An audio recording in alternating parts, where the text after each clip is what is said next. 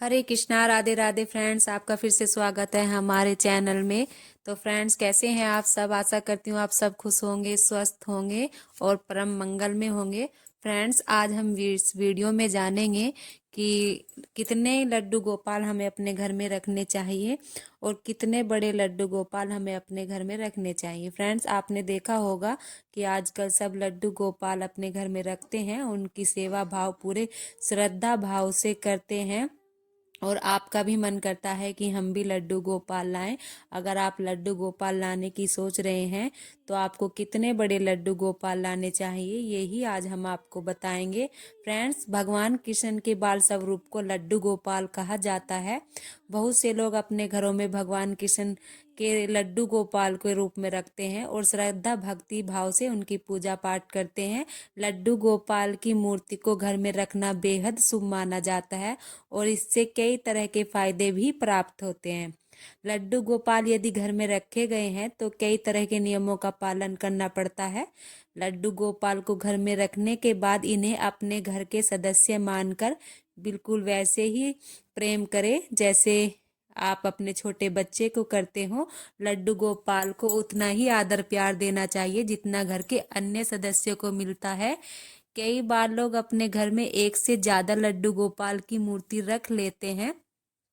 कितने सारे लड्डू गोपाल की वे सेवा करते हैं और सेवा भी पूरे भाव से करते हैं। यदि आप भी अपने घर में लड्डू गोपाल की लाना सोच रहे हैं तो आप एक ही लड्डू गोपाल लाएं, क्योंकि एक ही लड्डू गोपाल लाना सबसे ज्यादा शुभ माना जाता है। हम एक ही लड्डू गोपाल की सेवा और पूजा पूरे नियम के साथ कर सकते हैं और उन्हें भोग भी उनकी पसंद का लगा सकते हैं। लड्डू गोपाल को हम उनकी पसंद की वस्त्र भी पहना सकते हैं और उनका नियमित श्रृंगार भी कर सकते हैं और उनकी सेवा करने से हमारे घर में सुख समृद्धि भी बनी रहती है।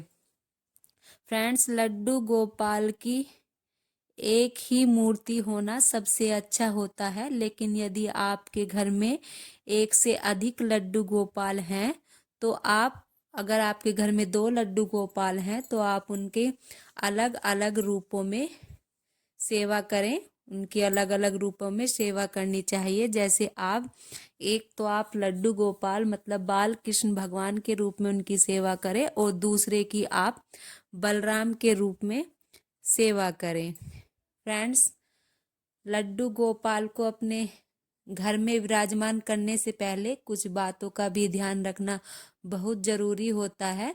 लड्डू गोपाल को बहुत ज्यादा संख्या बड़ी नहीं रखनी चाहिए। लड्डू गोपाल की मूर्ति आप उनको अंगूठे के आकार की या लगभग 3 इंच तक की मूर्ति अपने घर में रखें, ये बहुत शुभ होती है और इनकी स्थापना आप अपने घर में कर सकती हैं, क्योंकि जितने छोटे लड्डू गोपाल होंगे उतनी ही सेवा उनकी हमारे नियम से होगी। लड्डू गोपाल को घर में रखते समय कुछ विशेष नियमों का भी पालन बहुत जरूरी है।